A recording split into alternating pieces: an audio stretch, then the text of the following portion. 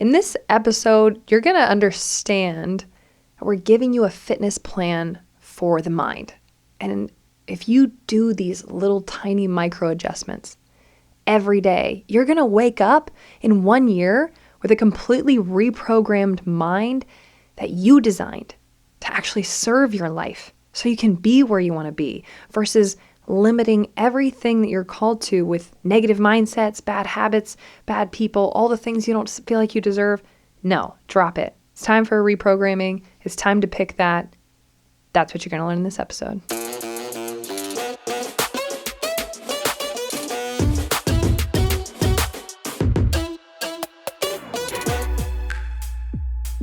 Britnie Faith Turner, I love you. It's my confession. What? Yep. Thanks. You're phenomenal. Love you too. This is so good. This is already bringing me, like, I have notes. I know we're supposed to be reading from these, but I'm scribbling all over it. So were you, and I like that. I'm drawing heart pie charts. Heart pie charts. Genius. The only charts you should ever have anywhere. So smart. Mindset of woke. Yeah. Why did we go with that term, broke to woke? And we want to define woke Yeah. very clearly too. Sure. There's all kind of definitions of woke. There's a lot. How do you define woke? Oh, my definition is being truly, etherically, emotionally, and spiritually awakened. Say that 5 times fast. Yeah. That's my I definition. completely agree. Completely agree. And that's what we're trying to get to. Yeah, absolutely. Because in this journey that we all have, that's being awakened is you're no longer asleep. You start to see things. And you said it earlier today. We were speaking to someone, and you said, we're just saying all this stuff, but we feel like everyone knows it. I live in a world where I truly do. I feel like everyone knows the stuff that we know. And then I'll sit down with someone. They're like, really? You can do that? Wait, women can do that? What? I mean, I'm still shocked by that, but no, but really, it's just like, wow, that's so cool. And it makes me feel excited because I have the opportunity to share with someone else something they didn't know. Because if you can give a gift to somebody, sometimes that gift can be a piece of knowledge that will never leave them again for their entire lives, but they get to teach someone else, and that person can teach them, and it can be a family member that can create generational wealth and abilities and capabilities. It's phenomenal. I wish so badly I could go back and like teach myself all this crap. I almost, like the thought goes through my head, I wish I could just punch myself in the face back in the day for believing this just dumb stuff. So many limits on what's possible or how hard things have to be or this or this. And truly, I'd say 90% of the time, it's either lack of education in learning the things you want to learn about. Again, I didn't go to I have no formal education besides high school and below, but taking the time to pour into the things you want to grow in and lack of network. So our survival brain, which we've talked about this a little bit before, is going to tell us if people don't like you, you will get kicked out of the village and be eaten by dinosaurs. A pterodactyl will maul you. You're going to die. Yeah. So when you get rejected by people and or they say something and warn you, oh, you shouldn't because blah, blah, blah, blah, then your brain chemically tells you, you will die. Yeah. And it's hard when it comes from like people you love and people close to you who on paper are supposed to be supportive, like a family member, blah, blah, blah. But the best advice I've gotten, I wish I could give myself earlier, is to only listen to people you want to be like and in that specific area. So if you have the best marriage in the world, but you have a horrible diet and you've got all these diseases, but you can't give it up, I'm not going to take your fitness advice. But I'm not going to discount the human being. And that's something that most people do. So you got to wake up in this piece of your life, guys. Do not quantify people as good, bad. Because as soon as you find out anything you don't like about them or anything they're not perfect in, you'll discount the human when you have so much you could gain from them. Yes. Everybody is just a beautiful universe wrapped in skin.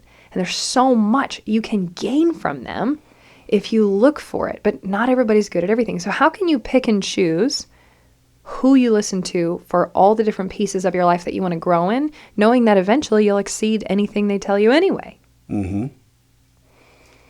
Beautiful universe wrapped in skin. Oh my gosh. Phenomenal. Like that's the definition of woke. Yeah. That's it.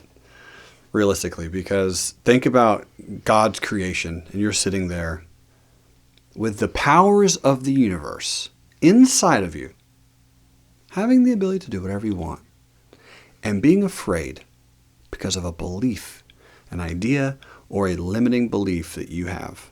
What was one of your limiting beliefs? Because in this summit that we have, this dream summit, we have to write down some of our beliefs. Oh, yeah. What was just one that you had? Oh my gosh. I have so many. I'll jump into that 1 second, but really quickly, when it comes back to humans, let's just be logical. Okay. Do you think any human being or like the regular human being can see the full picture of the future and everything that's going to happen? Let me think about that. No. So if all I've ever known about you, Jeremy Alexander Newsome, is the bit we've interacted and I can look at your past. So I can try to make predictions, but I don't know that you're going to be on Tony Robbins' stage tomorrow speaking and all these people are going to do this and that and you make new partnerships and da-da-da. I can't predict because I don't know if you're going to be on somebody else's stage or if a hurricane's going to hit your house and you lose everything. So no one knows the future. Therefore, why are we ever taking anybody's advice on our potential? Our potential is determined by ourselves and our focus and what we choose to continue to grow in. No person can possibly know. So therefore, the future belongs to God. You've got to get that direction from Him. You've got to get that direction and clarity by taking the time to be centered and picking. Stop just flopping around based on, oh, well, this person thinks I can or can't. I remember I had this huge group of haters, this like group of construction guys that used to meet every week to try to destroy me. They'd like attack my houses and do all this weird stuff. And I remember finding out about it later and I was like, where were you? When I met that little girl that was sexually abused and I realized I could have been her. She was, as an infant, was so horribly sexually abused that she could no longer speak. And I woke up in that moment to decide to become more than just a person that barely makes it through life. I want to be able to provide for myself, my family, people I love, and I want to be able to make it to where kids are no longer a sex toy in people's lives, and that's not accepted. That was socially acceptable in this community. I wanted to be able to figure that out. How do I actually shift that perception in an entire culture? And I saw this group of competitors or whatever taking their time to meet with each other to destroy me. And I'm like, where were you? Why does my future have anything to do with you? I'm not even going to remember your name. I can tell you, I don't remember their names. Yeah. You're investing all this energy to take me down, and I'm not giving you that place. So anyway, limiting beliefs. I actually didn't realize how many limiting beliefs I had until I got to spend time with your wife. She teaches her own courses, which are phenomenal, and you've all got to go through them because they're life-changing. I went through one called, it was the Dreams course. I had to go through it twice. I'm like, oh my gosh. She says, all right, pick a dream. And I'm like, I'm the friggin' champion of dreams. The dream champion. I'm the champion of picking goals and like getting clear. And like, I've taught this for years because I know how to do it for myself, blah, blah, blah. And so I was like, I'm probably not going to learn anything. Sure. So I go through this course and I pick a dream. And she said, now write down all your limiting beliefs around this goal. And until you actually challenge yourself to do that exercise, you don't realize you had it. Yeah. So one of mine was to create financial education programs that help people go from poverty to wealth. And it sounds good, right? Sounds cool? Sounds like a great dream. Yeah, it's a good one. Yeah. It's in my eulogy, I can do this. So what's hold you back from it, Britnie? I wrote 7. You're only supposed to write 3 on all the deep-rooted issues on how I actually didn't feel worthy enough to tell anybody how to do anything at all. Why? Because I wasn't perfect. And, this is an effed up one. If I became too wealthy, no man can handle that because men become insecure if you're wealthy. I don't want to marry some rich dude because he's probably going to be a jerk. And if I'm too openly wealthy every guy's going to be so intimidated by me that I'll never have a family. And that's a really important thing to me. So therefore, find a way to self-sabotage. Yeah. Or attract all this negative crap to where you keep losing it and you have a good excuse. Do you know how deep that is? Man, I can't believe I'm sharing this publicly. I mean, that is 2 of the 7. So God. deep. Yeah. It is so messed up. And you're like, whoa, where did this junk come from? So the most beautiful thing about this exercise that your wife teaches is you have an opportunity to go aerial, like I said, pull yourself out of the situation and look at those and say, man, you crazy. What? Where did this come from? Then you can actually identify, okay, well, that came from some weird guy from my church when I was 7, like, or my parent, or a book I read, or some weird YouTube video. Or a movie. Yeah. Absolutely. Yeah. Why is this in my subconscious? Why do I actually believe that for real, to where I see how I'm limiting myself and I would have never let that dream come true? Yeah. So you observe it and you go burn all those limiting beliefs, because something weird about burning. I don't know how it works. Just do it. And then you rewrite them. What are my limitless beliefs? There we go. How do I choose what I want to think? What beliefs will serve my calling and my gift to the world? You think it would be valuable if I got over that? Right? If I actually What'd you think? created programs, probably with you, that took people from completely impoverished to wealthy all over the world. Do you think that would be valuable generationally? Absolutely. So I got to do the exercise. Yes. You have to take the time.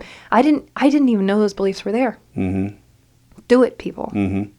It's a must. And we're going to be spending here in just a few days, 5 full days on an island, me, you, and a select few of other phenomenal, gorgeous human beings, just getting together and just pouring it out and just finding out what those things are. And here's the craziest part, is little ones will pop up again, right? They're just the tiniest ones, and they're like weeds. Like you got to just pull them out every now and then. Yeah, because new ones will grow, and they'll be smaller each time generally, and they won't hold you back as much. Because earlier you mentioned, why are we going to listen to people that tell us we can't? Why do we listen to people It's not even logical.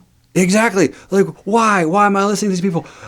It's you most of the time, right? Ooh. You're that person most of the time, because when you dream, right, and you're afraid because you're not wearing pants on stage, or you're peeing yourself in front of your high school or whatever, like all these random like subconscious dreams that you have, they're like semi-nightmares, you're afraid, whatever. That's that deep, deep stuff that's buried in there.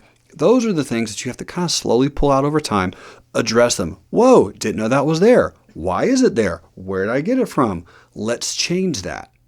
Let's make that tiny, tiny alteration. So step 1 is, like you mentioned, having that dream. Write it down. Coming up with something profound and amazing and, wow, this is incredible. This is what I want to do. Pull a sentence out of your eulogy. Yep, exactly. And then, ready for this shocker, guys? If you haven't done it yet, it's because you're afraid. So now let's find out those limiting beliefs and those fears that you have around those things. Because otherwise it wouldn't be a dream, because you already done it. So I was like, obviously you're afraid of something. Something's going wrong every time. And it's okay. Why? Make sure that you know it is okay that you haven't achieved that thing yet, that you haven't received that thing yet, that it hasn't happened to your life yet. Because God's just trying to figure out how hard you're going to work for it. What are you going to do? Right? Are you going to put in that type of time, that intentionality of actually, like you said this twice, writing it down? Because a lot of people go, oh, that's my idea in my brain. We're good there. So annoying. It's good right here. Why? Yeah. It's right here. Oh, I'm going to type it out. Bro, can you just please use a pen? Like once in your life. Use a pen, write it down, take the brain waves and make it real. Because that's when things become more concrete. Yeah, it's that writing. It's that ability. And that's the shapes of what begins to crystallize in your mind when you're talking about being woke. That's what happens. That's generally what happens, is because now you are removing, we talked about, you like the term, the weeds, right, from the garden of your heart. You're removing these so that new things can bloom, whatever it might be. It could be flowers or plants or some other type of tree or some type of beautiful thing. When you're removing that, you are given space for something else. And that's the effort that's hard. That's what's difficult to do. But we have a calling to do it. Because if you want to be that guy on that beach who doesn't do anything other than surf, fine, surf a lot. And mooch off people, no. And figure out how exactly, instead of mooching off of society and other people, how you can transform what you think is a passion into someone that can truly pour into a betterment of the world. Whatever that is, because it can be a talent. It can be cooking, sewing, whatever it is, hairstyling. all of it. Doesn't matter. Makeup, right? It can be anything. Just figure out how you can pour into tons of value into countless people. You'll really do something amazing for the world. You'll leave a legacy. You will leave a lasting footprint. That's the question. What do you want your story to be? Well, she went to work every day, put in the minimum, and watched TV every evening. Mm-hmm. She really loved The Bachelorette. Right? She loved it. She watched every season, every episode. Was faithful. She voted on every one. To all of these. She collected the roses. I can't even get over your. I can't even keep it together. What's your story? Yep. It's so interesting. You have to tell these stories the rest of your life. Mm-hmm. Sometimes I'm like, God, that's a really weird route to have to go about it, Britnie, that you have to tell it that way. But that was the series of events that I created. So every day you're writing that story. How can you wake up and just be like, if I just was present to this, or if I just made sure I did this, little things. You're not putting more on your plate. We're putting focus on your plate. That's all. It's not more. It's a tiny shift. Yeah. Just a little, like Jeremy keeps saying, just a little micro tweak. But let's look at this. If you are going straight and you change by 1 degree, where are you going to end up? You know, where you end up in X amount of years, 40 years, is going to be a totally different place, even by 1 degree. Yep. How do you add that 1 degree towards where you want to go every day? 1 degree activity, 1 more phone call to the right person, 1 text to encourage the people you love, 1 little 5-minute workout, 1 different piece of cheese or bread on your plate. Those little micro actions are the difference between basic and great. Ability to give versus constantly taking. Yeah. You know, it just always adds up. And I don't know if we recognize our investment of time and what it's really going to return for us over time. Yeah. You gave me this one as a layup, so I just have to take it. You said one more episode. Do you guys think you can stay tuned for one more? Let's keep learning together how to be broke to woke. Boom.